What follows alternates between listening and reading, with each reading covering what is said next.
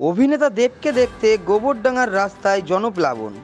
বনগাঁ লোকসভার তৃণমূল প্রার্থী বিশ্বজিৎ দাসের সমর্থনে গোবরডাঙ্গায় রোড শোতে আসলেন অভিনেতা দেব। অভিনেতা দেবকে দেখতে হাজার হাজার উৎসাহী মানুষের ভিড়। হেলিকপ্টার থেকে নেমে মাঠের চারদিকে হেঁটে তার অনুগামীদের সাথে হাত মেলান এবং কথা বলেন। পরবর্তীতে হুড খোলা গাড়িতে গোবরডাঙ্গা কালীবাড়ি থেকে খাটুরা মোড় পর্যন্ত রোড শোতে অংশগ্রহণ করে অভিনেতা দেব।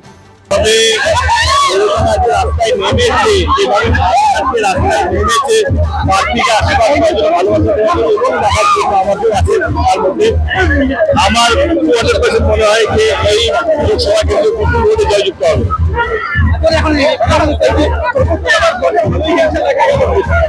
আমি হিংসাপ্রেমী মানুষ নয়, আমি ভালোবাসা প্রেমী মানুষ। আমার কথাবার্তা আসেন সবের মধ্যে তুমি ভালোবাসা দেখতে পাবে। আমি আমার কাজটা করে যাচ্ছি।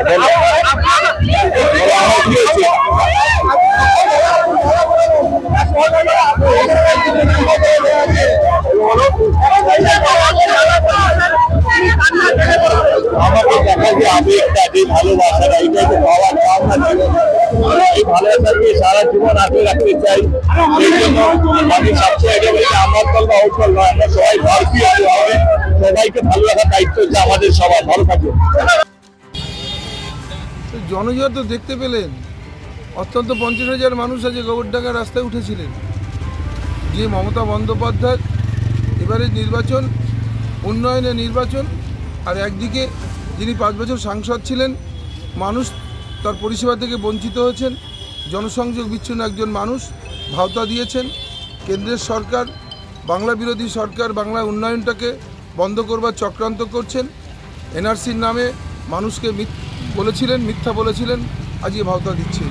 মানুষ স্বতঃস্ফূর্তভাবে মমতা বন্দ্যোপাধ্যায়কে ভোট দেওয়ার জন্য প্রস্তুত, এবং তারই ফলপ্রসূ আজকে অত্যন্ত 50,000-এর উপরে মানুষ আজকে গোবরডাঙ্গা শহরে উঠেছিলেন এই মিছিল হবে। ও আমাদের সাংসদ এসেছে এখানে মানুষকে শুভেচ্ছা বিনিময় করবার জন্যে।